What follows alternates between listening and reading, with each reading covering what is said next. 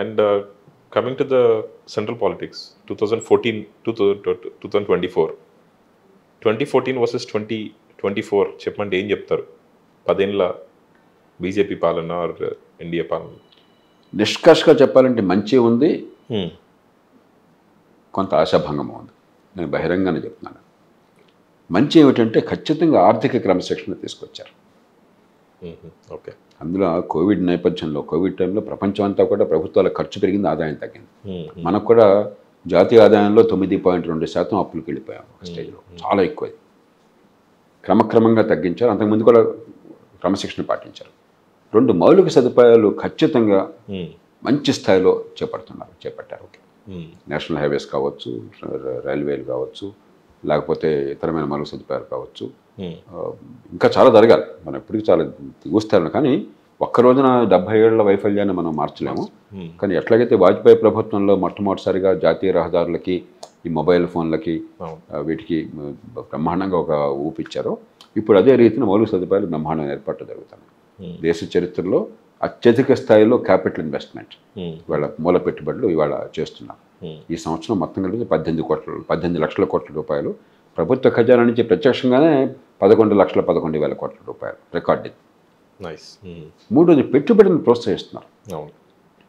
ఆర్థికంగా మీరు రండి, పెట్టుబడులు పెట్టండి, కొత్త పరిశ్రమలు పెట్టండి, ఉపాధిని ఇవ్వండి, మీరు ప్రపంచంతో పోటీ పడండి, మంచి లాభాలు ఆర్జించండి, వ్యవస్థను పెంచండి అని చెప్పిన ఒక వాతావరణాన్ని తీసుకొస్తున్నారు. Make in India. అలాగే బ్యాంకులు పరమ అధ్వాన్న స్థితిలో ఉన్నాయి. 7 ఏళ్ల క్రితం 12% 100 రూపాయలు డబ్బులు ఇస్తే 12% డబ్బులు ఎగ్గొట్టారు, తిరిగి రావట్లా. నాన్ పర్ఫార్మింగ్ అసెట్స్ అంటాం. దాన్ని ఇవాళ 4% తీసుకొచ్చారు, చాలా తక్కువ స్థాయికి తీసుకొచ్చారు. ఆరోగ్యకరం నిలబెట్టారు. దానికోసం చాలా ఖర్చు అయింది, చాలా శ్రమ పడ్డారు. అలాగే బ్యాంకులు ఆనాడు దాదాపు అన్ని బ్యాంకులు నష్టాల్లో ఉండేవి, ప్రభుత్వ బ్యాంకులు. ఇవాళ అన్ని లాభాల్లో ఉన్నాయి. బ్యాంకింగ్ వ్యవస్థ బలంగా లేకపోతే ఆర్థిక వ్యవస్థ నాశనం అయిపోతుంది. కాబట్టి ఆ రకంగా ఆర్థిక వ్యవస్థ వరకు కొన్ని పొరపాట్లు జరిగినా కూడా ఖచ్చితంగా మనం ఏ రూపంలో భవిష్యత్తు నిర్మాణం చేయాలో ఆ ప్రయత్నం జరుగుతుంది. దానికి నేను మార్కులు ఇస్తాను. మరి ఎందుకు నిరాశ? కొన్ని రంగాల్లో మాటలు సంకల్పం చూపెడుతున్నారు కానీ ఆచరణలో కనిపించట్లేదు. మంచి విద్యా విధానం తీసుకొచ్చారు. ఖచ్చితంగా నూతన జాతీయ విద్యా విధానం చాలా గతంలో ఉన్న వాటిలాగా పోస్కోలు కబుర్లు కాకుండా బిడ్డల ప్రతిభా పాఠవాలు వికసించాలి, అవుట్కమ్స్ దాని చుట్టూ తిరగాలని చెప్పని, దానికోసం పరీక్షల పద్ధతిని మార్చాలని చాలా ఆలోచన చేశారు. కానీ ఇళ్ళగానే పండగ కాదు. జాతీయ స్థాయిలో మీరు ఒక నివేదిక తయారు చేయగానే, ఒక విధానం రూపొందించగానే దేశంలో విద్య వచ్చిన మార్పు వచ్చినట్టు కాదు. యుద్ధ ప్రాతిపదికన ఈ దేశంలో అతి తీవ్ర వైఫల్యం గత 70-80 ఏళ్ళలో ఏమన్నా ఉంది అంటే, ప్రతి బిడ్డకి మంచి ప్రమాణాల విద్యని, నైపుణ్యాన్ని అందించడం ఆ వ్యవస్థ బాధ్యత, నైతిక బాధ్యత. అలా కాకుండా ఏ తల్లి గర్భాన్ని నేను పుట్టాను, ఏ కులంలో పుట్టాను, నాకు డబ్బు ఉందా లేదు, తల్లిదండ్రులు చదువు ఉందా లేదు, దాన్ని బట్టి నా బతుకు నిర్ణయం అవుతుందంటే మీరు ఆధునిక ప్రజాస్వామ్యం లేరు మీరు. కాబట్టి ఇది ఒక యుద్ధ ప్రాతిపదికన చేపట్టాలి. అది నా దృష్టిలో ఆ స్థాయిలో జరగట్లేదు. విధానం మంచిది రూపొందించారు, ఒప్పుకుంటున్నాను నేను. కానీ దాని ఫలితాలు రావాలని చెప్పంటే విద్యా నైపుణ్యము కేంద్ర బిందువు కావాలి, లేకపోతే అభివృద్ధి ఫలితాలు అందరికీ అందవు. అలాగే మంచి ఆరోగ్యం మాట అంటున్నారు, కానీ నా దృష్టిలో తక్కువ ఖర్చుతో దేశంలో అందరికీ ఆరోగ్యాన్ని అందించే ఏర్పాట్లు చేయడం వరకు ఇంకా సఫలం కాల. ఇవి సంకల్పం ఉన్నా కూడా ఆచరణలో కనిపించినవి. సంకల్పమే కనిపించినవి మరికొన్ని ఉన్నాయి. ఈ దేశానికి అవసరమని అన్ని పార్టీలకు వైఫల్యం ఉంది.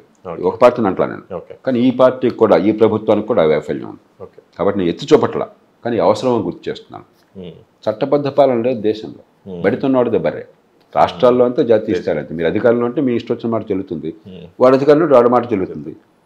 ఒకరినొకరు తిట్టుకుంటున్నారు కానీ చట్టం ప్రకారం పనిచేయడానికి ఏర్పాట్లు చేస్తాం ఫలానా అని చెప్పి ఎవరు ముందుకు రావట్లా.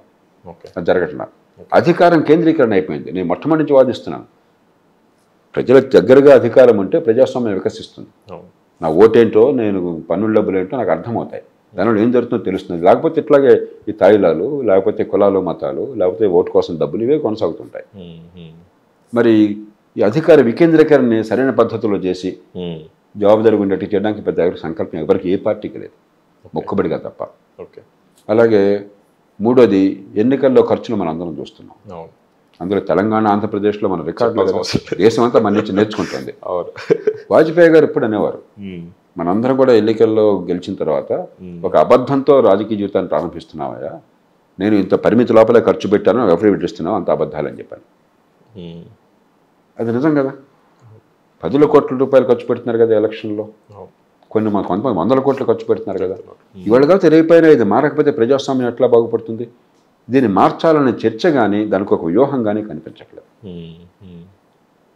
కాబట్టి 3 రకాలుగా ఖచ్చితంగా ఆర్థిక విషయాల్లో కొన్ని పొరపాట్లు ఉన్నా కూడా గణనీయంగా చేస్తున్న ఆర్థిక క్రమశిక్షణ, మౌలిక సదుపాయాలు, అభివృద్ధి కోసం బాటలు, చేయాల్సిన పనులు చేతల్లో కనిపించట్లేదు, విద్య, ఆరోగ్యం, అసలు ఆలోచన లేకుండా ఉన్నవి మిగతావి. ఓకే. అండ్ ఇక ప్రతిసారి అంటే ఇప్పుడు జరుగుతున్నటువంటి చర్చ ఎన్డీఏ, బీజేపీ ఇవన్నీ కాదు, ఓన్లీ బ్రాండ్ మోడీ. ఎవరు గెలుస్తారు ఈసారి అంటే ఇంకేముంది మోడీ అనే పరిస్థితిలో ఉంది. సో మీరేం చెప్తారు సార్, బ్రాండ్ మోడీ ఈసారి గెలిపించబోతుందా బీజేపీని ఆర్ ఎన్డీఏని మళ్ళీ అధికారంలో తీసుకురావడానికి అవకాశం ఉందా? అండ్ సెకండ్ వన్ ఏంటంటే, ఒక వ్యవస్థ అన్నప్పుడు చాలామంది అధికారులు, నాయకులు దశల వారీగా చాలామంది పని చేస్తే ప్రభుత్వం నడుస్తుంది. కానీ ఒకరికే క్రెడిట్ ఇవ్వడాన్ని ఏ రకంగా ఈ దేశంలో ఇది కొత్త కాదు. మీరు అవును కరెక్టే. కేసీఆర్ ముఖ్యమంత్రి అయితే అంత కేసీఆరే. జగన్మోహన్ రెడ్డి అంటే ఇప్పుడు చివరికి బర్త్ సర్టిఫికేట్, డెత్ సర్టిఫికేట్ మీద కూడా ఆయన పేరట, మరణ సర్టిఫికేట్ మీద కూడా ముఖ్యమంత్రి మొహం. కాబట్టి ఇది రాష్ట్ర జరుగుతుంది. కాంగ్రెస్ పార్టీలో గతంలో జరిగింది. ఏం చేసినా కూడా ఇందిరాగాంధీ, రాజీవ్ గాంధీ, ఒకరు తప్ప ఇంకోటి లేరు కదా మనకి. అంచేత ఇదే సాంప్రదాయం. ఇది మంచి సాంప్రదాయం కాదు, దానిలో అనుమానం ఏమాత్రం లేదు. కానీ దానివల్లే గెలుస్తారనుకుంటే పొరపాటు. ఇందిరాగాంధీకి అంత బ్రాండ్ అన్నా కూడా ఓడిపోయింది 77లో. మరి రాజీవ్ గాంధీ ఒక్కసారి తల్లి మరణం తర్వాత నెగ్గిన తర్వాత ఎందుకు ఓడిపోయారు కదా. కాబట్టి మళ్ళీ గెలవాలంటే క్రెడిబిలిటీ కూడా కావాలి. మోదీ గారికి ఏంటంటే, ఇదిగో ఆర్థికంగా ఈ ఫలితాలు సాధిస్తున్నాడు, ఒక స్పష్టమైన వ్యూహం ఉన్నది, ఆర్థిక క్రమశిక్షణ ఉన్నది, చెప్పిన పనులు ఇవి సాధిస్తారు, చేసి చూపెడుతున్నారని చెప్పి ఒక నమ్మకాన్ని ఆయన ఏర్పరచుకున్నారు. దాంతోపాటు గతంలో వాజ్పేయి ప్రభుత్వం చేసిన వ్యూహాత్మకమైన పొరపాటు ఇప్పుడు జరగల. ఆనాడు అంటే ఖచ్చితంగా అభివృద్ధి బ్రహ్మాండంగా జరుగుతుంది. వాజ్పేయి గారి కాలంలో 8% అభివృద్ధి సాధిస్తుంటే ఓడించారు ఆ ప్రభుత్వాన్ని. ప్రపంచంలో ఎక్కడా కూడా 8% గ్రోత్ ఉంటే ప్రభుత్వం ఓడిపోదు. ఎందుకని ఇండియా షైనింగ్ అన్నారు, దేశం వెలుగుతోందని మంచి ఉద్దేశంతో అన్నారు. అవతల వాళ్ళు ఆ ప్రభుత్వం ఫలితాలు మనకు రావట్లేదు, ఆమ్ ఆద్మీ అన్నారు. ఆమ్ ఆద్మీ సాత్ కాంగ్రెస్ కా హాత్ అన్నారు, అనూహ్యంగా నెగ్గారు. మోదీ గారు ఏం చేశాడు, అవకాశం వల్ల లేకుండా సంక్షేమాన్ని సమర్థంగా అమలు చేయడం ఉత్తరాది రాష్ట్రాల్లో మొట్టమొదటిసారిగా చేశాడు. మన చరిత్రలో మొట్టమొదటిసారి సంక్షేమం సమర్థంగా, దక్షిణాదిలో ఎంతో కొంత జరిగింది, ఉత్తరాదిలో మొట్టమొదటిసారి జరిగింది. దాంతో ప్రతిపక్షాలకి అది లేకుండా పోయింది, స్కోప్ లేకుండా పోయింది. అభివృద్ధి విషయంలో ఖచ్చితంగా ఆయన అగ్రగామిగా కనిపిస్తున్నాడు. దాన్ని బ్రాండ్ చేసుకోవడం సులభం అవుతుంది. Brand Modi powerful, opposition week కాబట్టి ఇంకా పవర్ఫుల్ కనపడుతున్నారు అంటే నాకు సమస్య వస్తుంది. నేను బ్రాండ్గా ఆలోచించట్లా. ఓకే, అంటే ఇప్పుడు అపోజిషన్ ఈవేళ అసలు ఎందుకోసం పోరాడుతున్నా తెలియని పరిస్థితిలో ఉన్నారు. నేను ఇందాక చెప్పాను మీకు, మోదీ ప్రభుత్వం కొన్ని బాగా చేస్తుంది, అభినందిద్దాం. వైఫల్యాలు ఉన్నాయి, ఎత్తి చూపుదాం. పట్టించుకోకుండా దేశాన్ని నష్టపోతూనే ఉన్నాయి, దాన్ని గట్టిగా గొంతెత్తుదామని చెప్పాను. ఈ బాధ్యత ఎవరిది? ప్రతిపక్షం. యాక్చువల్గా వాళ్ళు చేస్తున్న మంచి మీరు మాట్లాడొద్దు, వదిలేండి. వాళ్ళు చేయనిది లేదా చేయాల్సింది మేము చేస్తాము, మా దగ్గర ఈ వ్యూహం అన్నది అని ఒక్కసారి ముందుకు వచ్చారు. నేను చెప్పిన అంశాల్లో విద్యలో ఏం చేస్తారు మీరు, వ్యూహం వచ్చిందా? ఆరోగ్యంలో ఏం చేస్తారు మీరు, వ్యూహం వచ్చిందా? చట్టబద్ధ పాలన లేదని మీరే చెప్తున్నారు. రోజును ఇష్టం వచ్చినట్టుగా వాళ్ళు ఇష్టం వచ్చినట్టు చేస్తున్నారు, మీరే అంటున్నారు. బడితున్నాడు బయట అంటున్నారు, వాస్తవం అది. అలా కాకుండా ఉండటం కోసం మీరు చట్టబద్ధంగా ఏం చేస్తారు? మీ దగ్గర వ్యూహం ఉందో చెప్పారా మీరు మాకేమన్నా? అధికార వికేంద్రీకరణ లేదు, కేంద్రీకరణ ఉంది, కరెక్టే. మీరేం చేస్తారు? ఎందుకందుకు గతంలో విఫలమైంది, ఇప్పుడు ఎందుకు ఎలా చేస్తారు, ఏ మార్పులు చేస్తారు చెప్పారా మీకు మాకేమన్నా? ఎన్నికల్లో ఖర్చు సంగతి అందరికీ తెలిసిందే.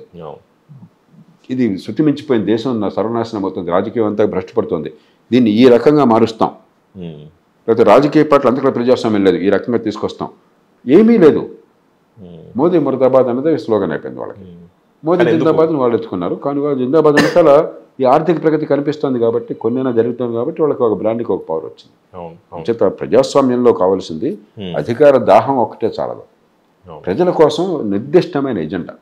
నాకు ఆ ఎజెండా కనిపించట్లా, అది సమస్య. ఓకే.